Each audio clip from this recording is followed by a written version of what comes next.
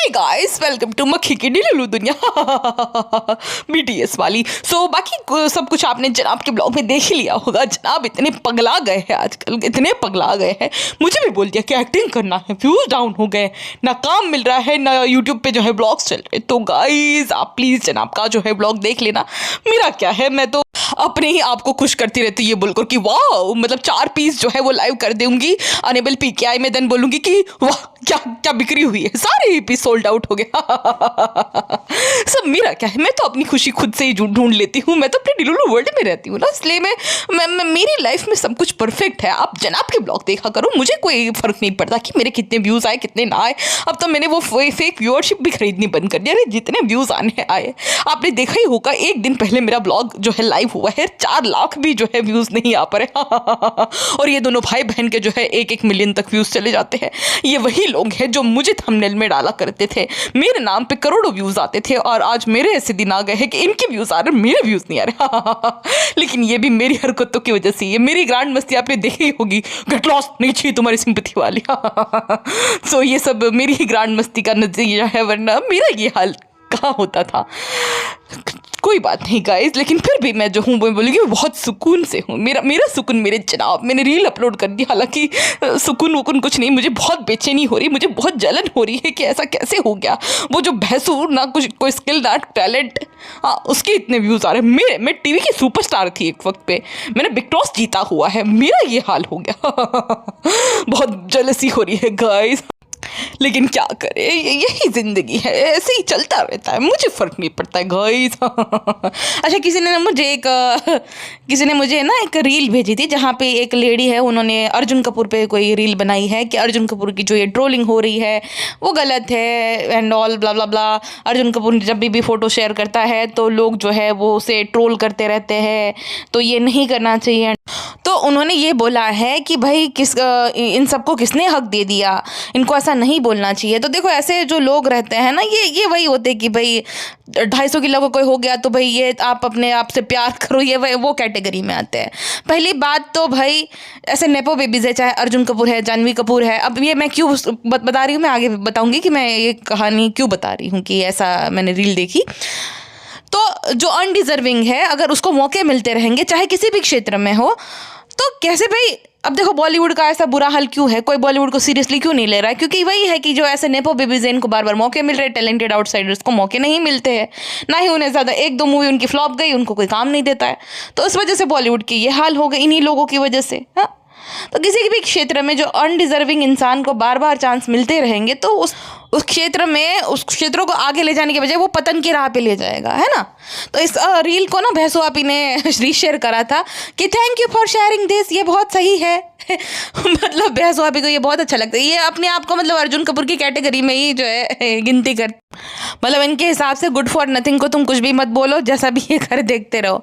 अब रही बात यूट्यूब की, तो यूट्यूब पे भी देखो, कोई अगर अनडिजर्विंग है, नेपो बेबीज है, यूट्यूब पे भी अभी नेपोटिज्म चलता है ना। अभी सौरभ जोशी की बीवी है, इसके कितने सारे फॉलोअर्स हो गए, बताओ क्या उसने करा है, खाली उसकी बीवी है।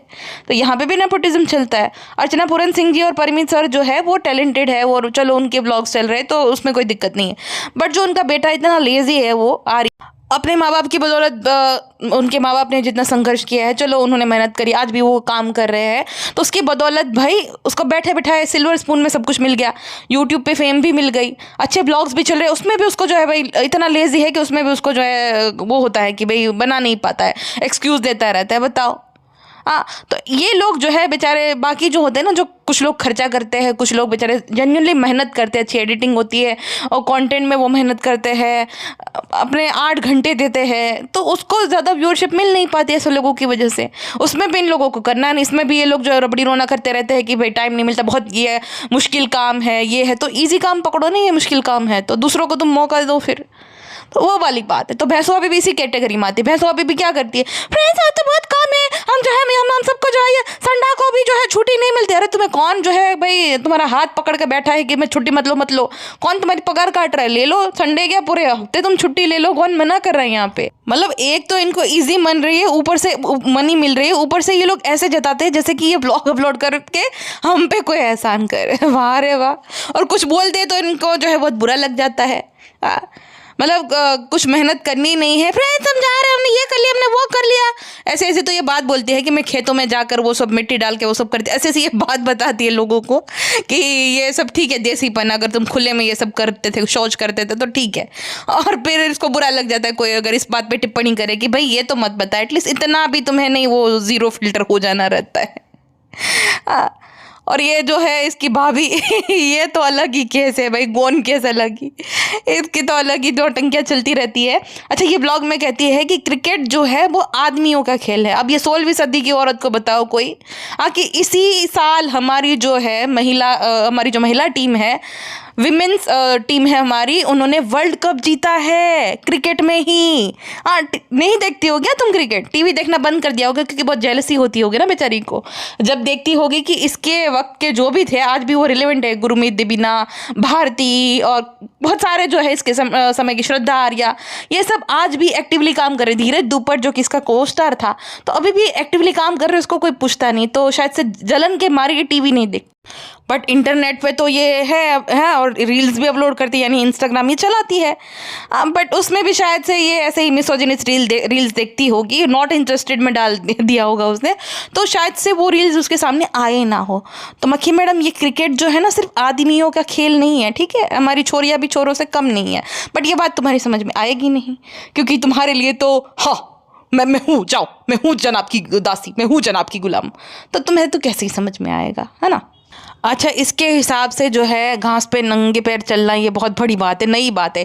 सो ये देखो कृष्णा नंगे पाँव चल रहा है, मैं भी नंगे पाँव चल रही हूँ। अरे बाप रे बाप। इसके कलेक्शन में नए सूट आ गए तो पेनू आंटी को बेचारी को सिर्फ दे दिए, बहुत कंफर्टेबल है, इतने कंफर्टेबल है। अरे लेकिन आपकी साइज से अगर दो साइज बड़ा सूट पहन लोगी तो कंफर्टेबल ही रहेगा ना आंटी। ये क्या बात हुई आंटी?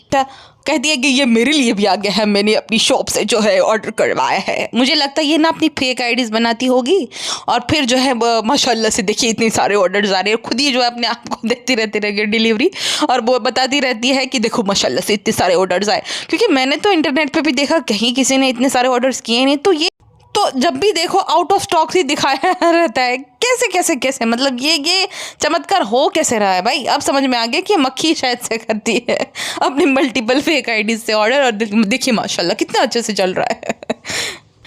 ये रिहान को अच्छे काम पे लगा दिया इन दोनों पति पत्नी ने। हाँ, जब पति जो है जब उसका ब्लॉग बनेगा तब वो उसका ब्लॉग रिकॉर्ड करेगा, और जब पत्नी का ब्लॉग बनेगा तब उसका ब्लॉग रिकॉर्ड करेगा। फोटोशूट में तो वो रिहान ही करता है, दोनों के फोटोशूट है ना कपल वाले, और रील्स बनानी है तो अच्छा काम पे लगा दिया है।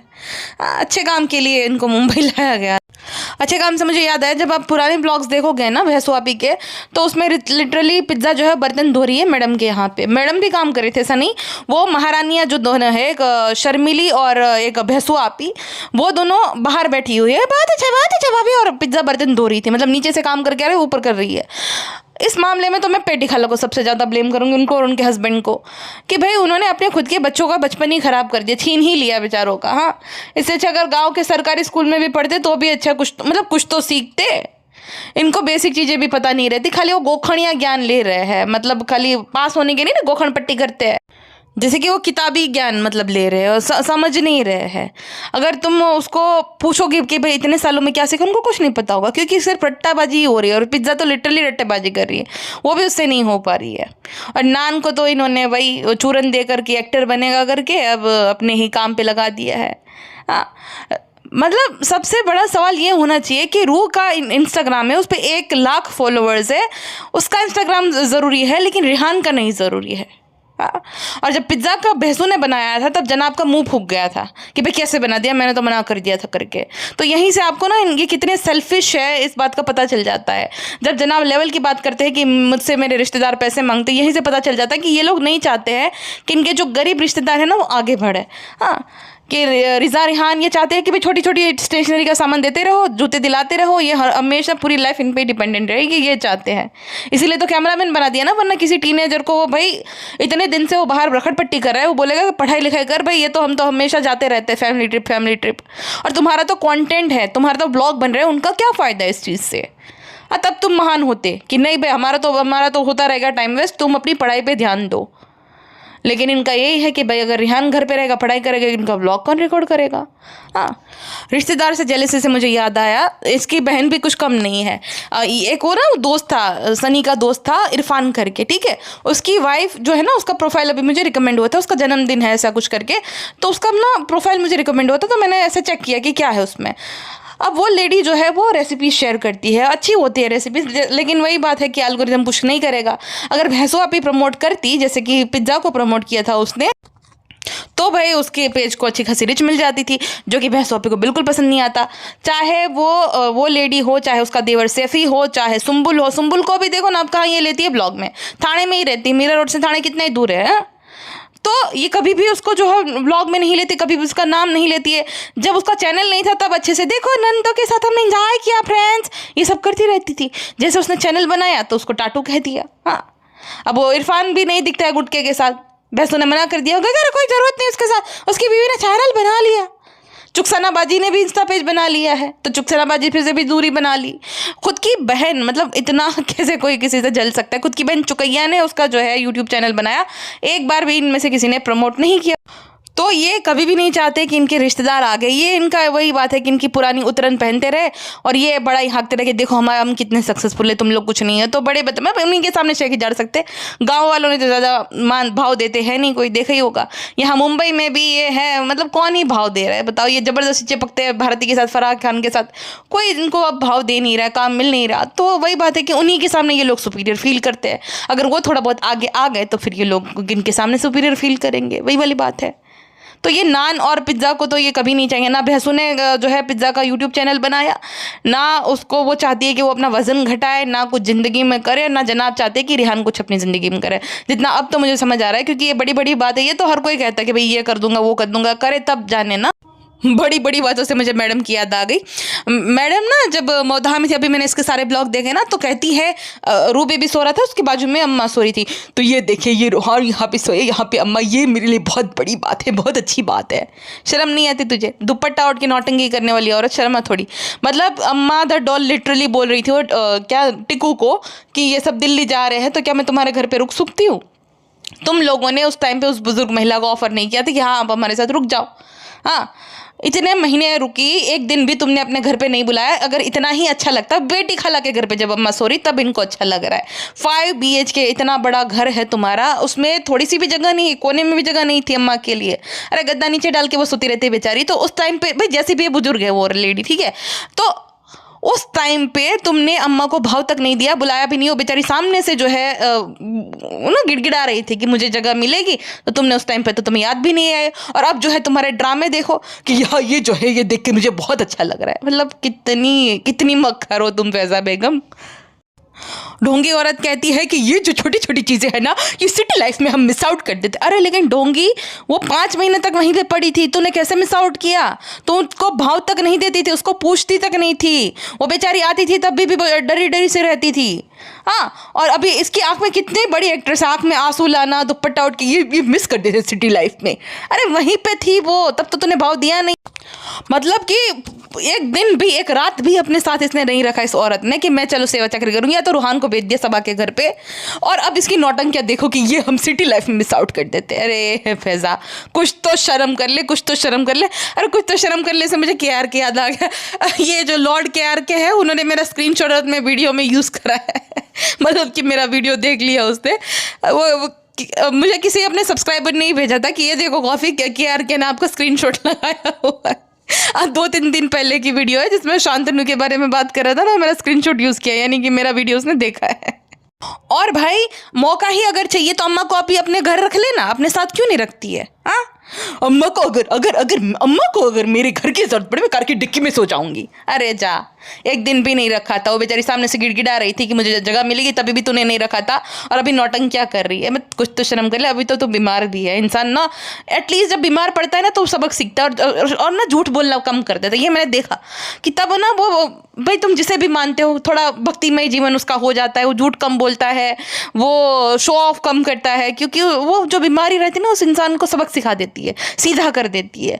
तो इसके अंदर तो दिख ही नहीं रही है, तो और झूठी मक्कार हो गई है भाई। ये बोल तो ऐसे रही थी कि सिटी लाइफ में जो मिस आउट कर देते, जैसे कि कुवैत में रहती हो बेगम साहिबा और 4-5 साल बाद आई हो और अम्मा से मिली हो।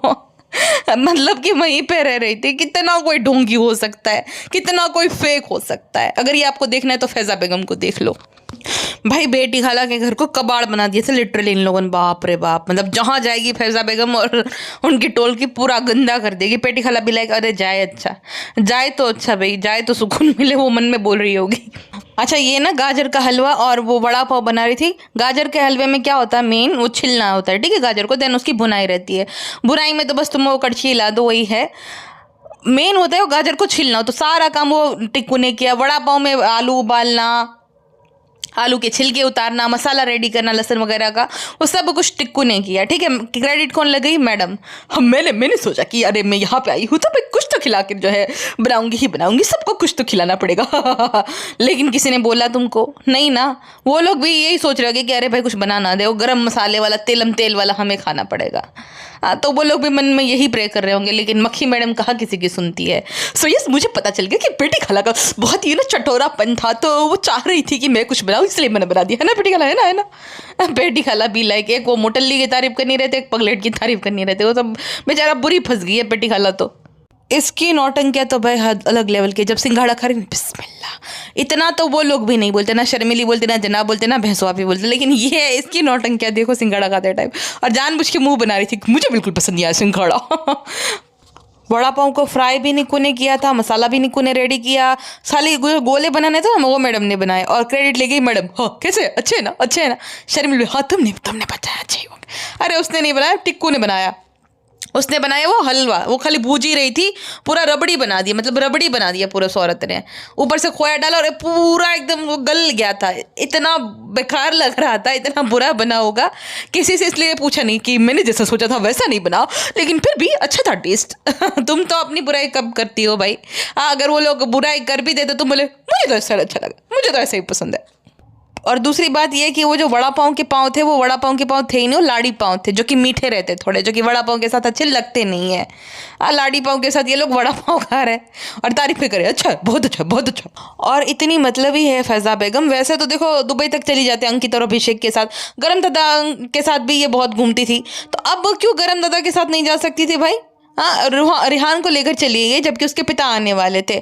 अगर वहाँ पे वो रहता तो अपने पिता से मिल लेता था, लेकिन अपने फ़ायदे के लिए, ताकि फैज़ा बेगम का व्लॉग रिकॉर्ड हो जाए, इस वजह से वो रिहान को लेकर चली गई भोपाल में। ये देखो सारा पीसी वीडियो कॉल, सारा पीसी बात करो, ये वाली क्लिप जरूर ऐड कर देना। मुझे दिखाना है किसी को कि देखो मेरी जो नई पारी में लोग मुझसे कितना प्यार करते, कितना मुझसे इम्प्रेस है, कितना मुझे मानते हैं। पहले ना भैंसो आप ही करती थी ये, ठीक है, कंटेंट लेने के लिए भोपाल जाना। अभी मैडम भोपाल आई थी, ठीक है, जनाब के साथ, तो अभी 1 महीने में क्या उसको बाजा खाला की याद आ गई। लेकिन वही बात है, 2-3 ब्लॉग बन जाएंगे ना इस वजह से। घर पे जाके तो कुछ कोई थे नहीं, जनाब पहुँचे नहीं थे, इस वजह से ये जानबूझ के भोपाल गई। वरना भोपाल जाने का क्या तर्क बनता है भाई। देखो मुझे बाजा खाला ने मटर पुलाव बना के दिया, खाने के लिए सब जो है सामान दिया। कभी इसकी सास ने कभी नहीं दिया सामान। कभी सास ना रोती है ना कुछ दुखी होती है इनके जाने से। बेटी जब जाती है, जब नाती जाता है, तब बहुत वो दुखी हो जाती है, तब वो रोना धोना शुरू कर देती है। जब इन्होंने कार ली थी उस टाइम पे ना, कार की डिलीवरी जब लेने गए थे, तो रिहान के साथ, रिहान से भी वो केक कटवा रहे थे। अरे भाई रिहान का बेचारे का क्या हिस्सा उसमें। उसको एक गाड़ी लेकर दी थी कि ये जो है रिहान भी चलाएगा और मैं भी चलाऊंगा, क्योंकि रिहान को शौक है। अब वो गाड़ी तो तुम लोग चलाने देते हो नहीं उसको, हाँ, कि सीखेगा या कुछ भी करेगा। तो ये गाड़ी में क्या ही बेचारे को वो दोगे, वो भी तुम्हारी गाड़ी, ये भी, तो तुम उसको क्या ही दोगे जो उससे केक कटवा रहे हो, खाली दिखावे के लिए कि देखो ये हमारे बेटा है। मतलब ये बोलते रहते बेटा है, बेटा बोलना और वो उसको बेटे की तरह ट्रीट करना, वो दोनों अलग होती है। वो सिर्फ कैमरा मैन है, तुम अपने फ़ायदे के लिए वो इस्तेमाल करे और कुछ नहीं, ठीक है। हाँ, एक वक्त पे मैडम ने ज़रूर उसका जो है पढ़ाई को स्पॉन्सर किया था, बट उसमें भी जो है मैंने कहीं से सुना कि उसके पिता जो है भेजा करते थे उसकी स्कूल फ़ीस, यानी कि जो रेंट और खाना था ये इन लोगों की तरफ से था, स्कूल फ़ीस तो वही पे किया कर दिया करते थे पिज़्ज़ा और नान के पिताजी। तो उनके बेचारे के पैसे जो है सारे पानी में गए छपाक, क्योंकि पढ़ाई लिखाई तो इन दोनों ने की नहीं। और अब तक तो जो होता है ना जिसको पढ़ाई में इंटरेस्ट वो दिख जाता है, तो इनको है ही नहीं, दोनों भाई बहन को पढ़ाई से कुछ लेना देना। नान को तो थोड़ा बहुत भी है, पिज्ज़ा को तो थोड़ा सा भी नहीं था। इस वजह से घर पे बैठी है। मुझे अंदर के बेबी करनी बहुत अच्छी लगती है, मुझे यही पसंद था, मुझे नहीं बनना था, मेरे को आप था बचपन से सपना था। अच्छा, आपने देखा इस मैडम के ब्लॉग में बहस हुआ पे देखो कितनी इतनी छोटी सी, वो जो मूवी है ना और किताब भी है गुलिवर्स ट्रैवल्स, उसमें नहीं वो ये रहते उतनी छोटू सी लग रही है। बस मेरी सोच से भी छोटी है भैंसू आपी। अब एक तो जनाब की इतनी कम हाइट, ऊपर से जनाब से छोटी है मैडम। अगर मैडम जनाब के पास खड़ी रहती है ना तो मैडम उससे भी शॉर्ट है, और जो भैंसू आपी हो वो मैडम से भी शॉर्ट है। मतलब भैंसू आपी की एक्चुअल हाइट क्या होगी?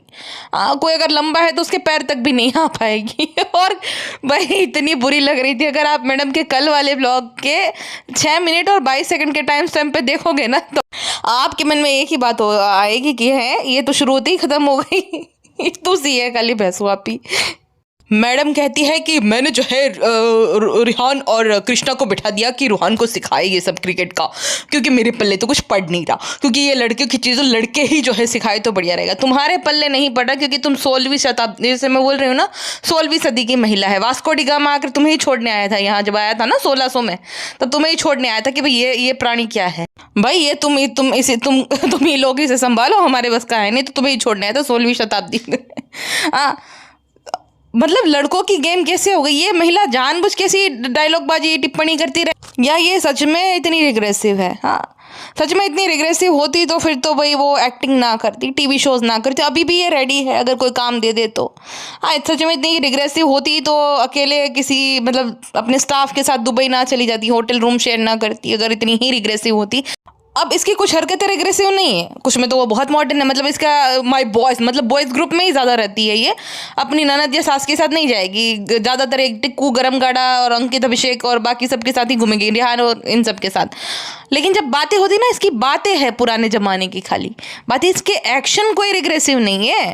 हाँ, माय बॉयज अड्डे पे भी जाती थी जनाब को कंपनी देने के लिए। कौन सी महिला अड्डे पे जाती थी? इसी से तो भैंसू अपने सीखा। वो रात में घूमती रहती है, फ्रेंड्स आप लोग भी जो है रात में चाय पीने भागा करो। अरे तुम्हारी तरह हर कोई आवारा थोड़ी होता है सड़क चाप जो रात में मतलब चाय की टपरियों पे चला जाए। गाँव में कौन जाती है? कौन सी महिला भाई रात में 12 बजे 1 बजे चाय पीने निकल लेती है? तो भैंसुआ भी निकल लेती है, और भैंसुआ भी को लगता है जैसे सब हर कोई औरत करती है मतलब। और मैडम जो है जनाब को कंपनी ने सुट्टे में मतलब सुट्टा जब पीते थे ना, तो मैडम क्यों अड्डे पे जाती थी कि मैं भी जाया करती थी कंपनी देने के लिए। जब तुम सुट्टा नहीं पीती हो, तुम तो बोलती थी कि हम लोग इसलिए दोस्ती नहीं करते थे क्योंकि गलत आदतें होती थी। तो तुम वहाँ करती क्या थी वो अड्डे पे जाकर? तो अगर तुम्हारे अकॉर्डिंग ये जो क्रिकेट है वो आदमियों का खेल है, लड़कों का खेल है, तो उस हिसाब से सुट्टा भी जो आदमी ही पीते हैं, तो तुम वहाँ पे क्यों जाती थी? क्योंकि ये भी सुट्टा मारती, सुट्टेबाज है एक नंबर की है। अभी छोड़ दिया होगा क्योंकि बीमार है। पहले बहुत बड़ी ये जो है चेन स्मोकर हुआ करती थी। इसके होठ देखो ना कितने काले हैं। चेहरा गोरा हो गया है लेकिन होठ देखो इसके, अगर लिपस्टिक ना लगे तो देख लेना। ये फेंकू अपने आप को जो है होम मेकर कहती रहती कि मैं तो होम मेकर हूँ, मेरा तो ये है। तेज पत्ता देखकर इसको समझ नहीं आ रहा था, खुशबू तो नहीं आ रही तेज पत्ते में। अरे तेज पत्ते में कौन सी खुशबू आती है बेवकूफ़? वो जो तुम दालचीनी जो है ना वो समझ रही हो, दालचीनी में खुशबू आती, तेज पत्ते में तो कहीं मैंने खुशबू नहीं देखी। पागल कहीं की। और खुद को आता पता कुछ है नहीं, एक ही बताए वो भी गलत।